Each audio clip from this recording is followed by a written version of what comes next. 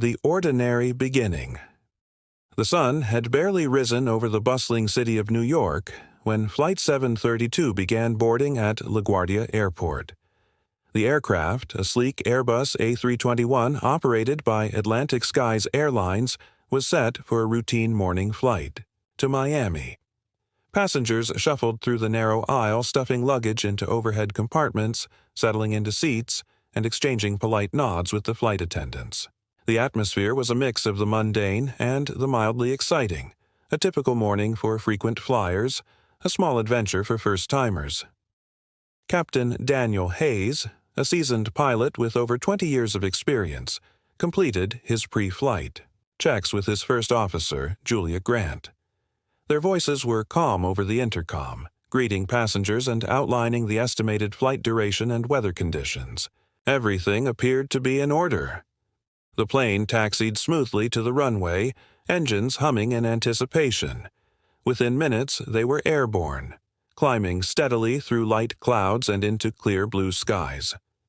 From the passenger cabin, New York shrank beneath them, its iconic skyline slowly disappearing under a veil of thin white.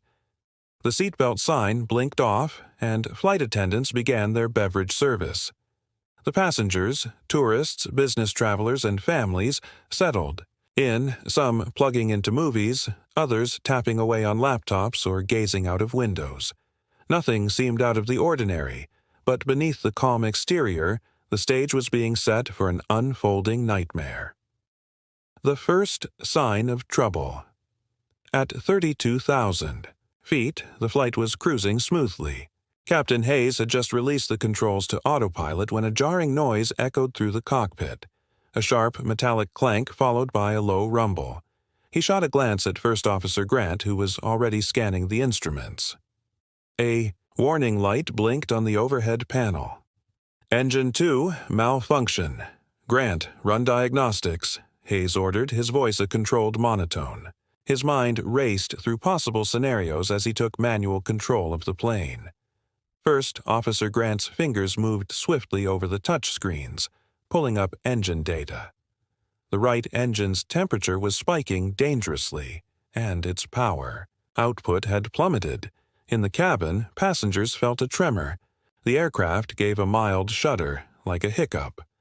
A few curious heads turned, but the majority remained blissfully unaware, their headphones and screens insulating them from reality. The flight attendants, trained for such situations, exchanged wary glances but continued their service with forced smiles. Engine 2 is losing power rapidly, Grant reported. Temperature is in the red zone. Shut it down, Hayes decided quickly. He reached for the engine control levers. We'll need to divert, inform air traffic control. As Grant began communicating with ATC, the plane banked slightly. Passengers noticed the change in direction, and murmurs rippled through the cabin. The attendants paused, their instincts piqued by the subtle shift in the aircraft's posture. Outside, the right engine's turbine was slowing, its blades struggling against the friction of an internal malfunction. The descent into chaos. The situation deteriorated rapidly. With one engine down, the Airbus was still capable of safe flight. However, as they initiated the descent towards the nearest airport, a secondary failure struck. The remaining engine began to sputter, its power output flickering like a dying light bulb. Captain Hayes and First Officer Grant fought with the controls as the plane began to lose altitude. In the cabin, oxygen masks dropped with a mechanical hiss. Panic erupted as the aircraft lurched downward, a stomach-churning dive that sent drinks and loose items flying. Flight attendants shouted commands, their voices straining to be heard over the rising cacophony of fear. Passengers clung to armrests, their faces twisted in terror. Some screamed, others prayed, their words lost in the chaos. "We're losing thrust on Engine 1, Grant said, her voice strained. "We need to glide it in," Hayes replied. His hands were steady, but sweat beaded on his forehead. He could see the sprawling cityscape of New York below, the dense clusters of buildings and the serpentine veins of highways. They were too low, descending too fast. The options were shrinking by the second.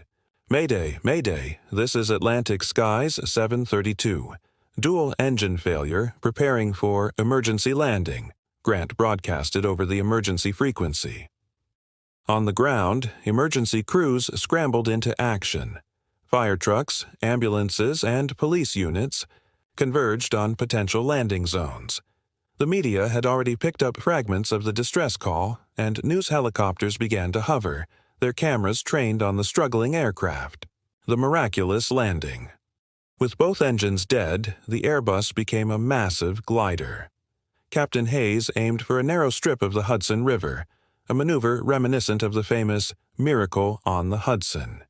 He guided the aircraft with a featherlight touch, using the remaining control surfaces to stabilize the descent.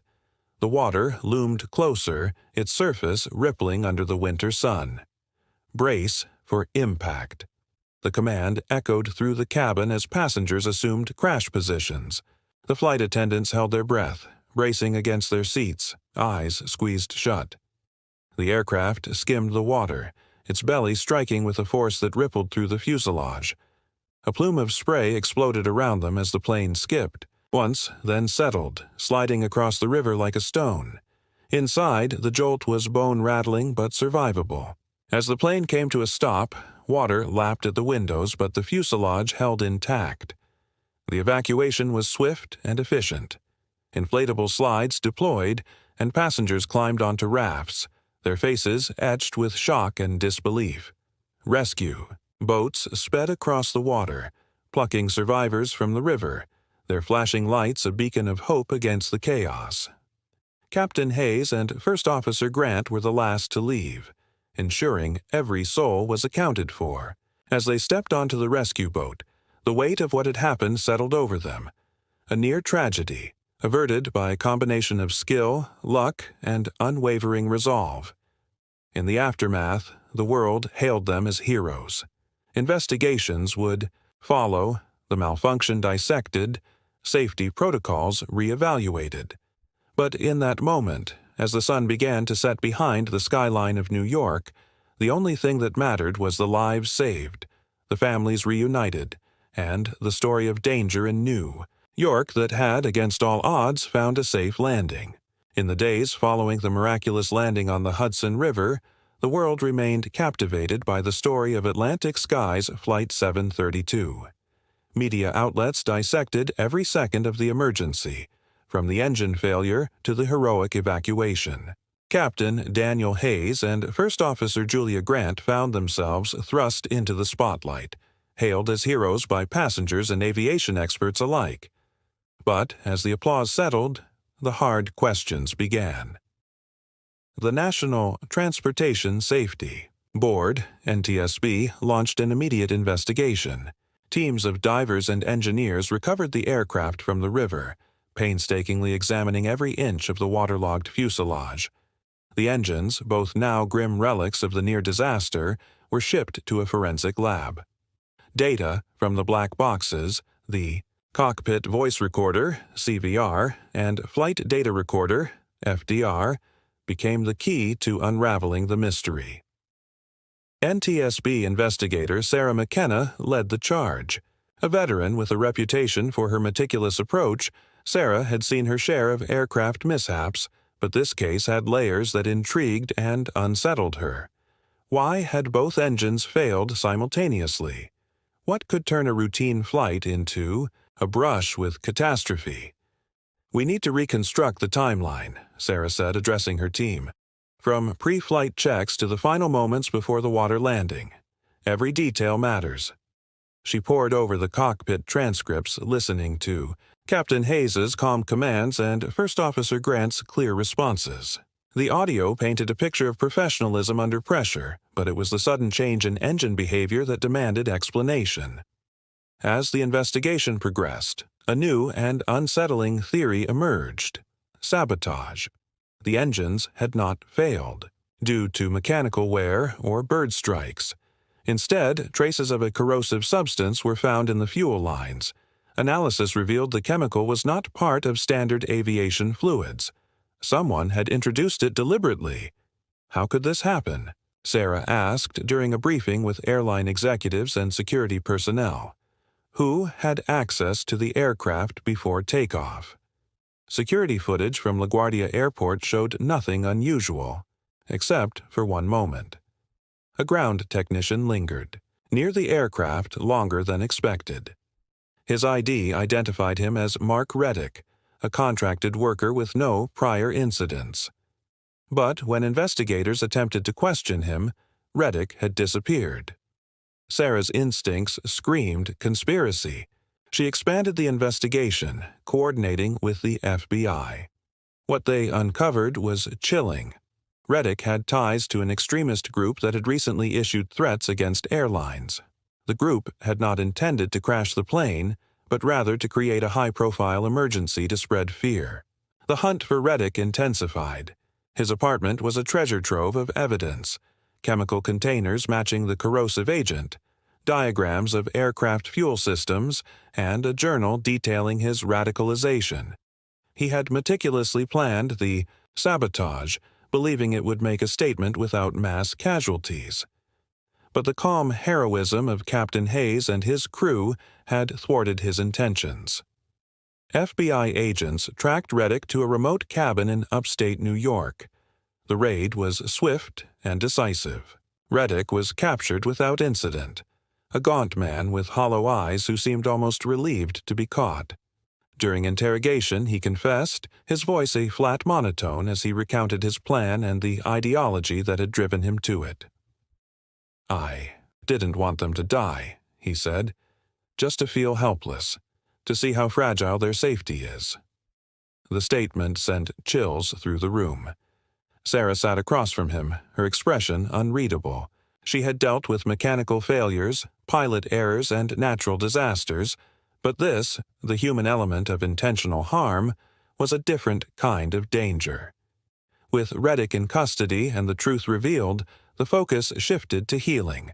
Atlantic Skies Airlines implemented stricter security protocols, adding layers of scrutiny to all ground crew activities. The passengers of Flight 732 were offered counseling, their traumatic experience acknowledged and supported. Captain Hayes and First Officer Grant, though praised as heroes, found the aftermath difficult. Hayes struggled with the weight of what could have been. Grant, initially stoic, began attending therapy to process the trauma. Their bond, forged under unimaginable pressure, evolved into a friendship grounded in shared experience. Sarah McKenna filed her final report, closing a case that had challenged her on every level. The media moved on, but for those involved, the scars remained, a reminder of danger averted and the fragility of safety. As spring turned to summer, New York's skies filled with planes once again. Passengers boarded, trusting in the unseen systems and the quiet heroes behind every safe landing. And somewhere beneath the busy runways, Sarah continued her work, vigilant as ever, knowing that danger could always be just one flight away.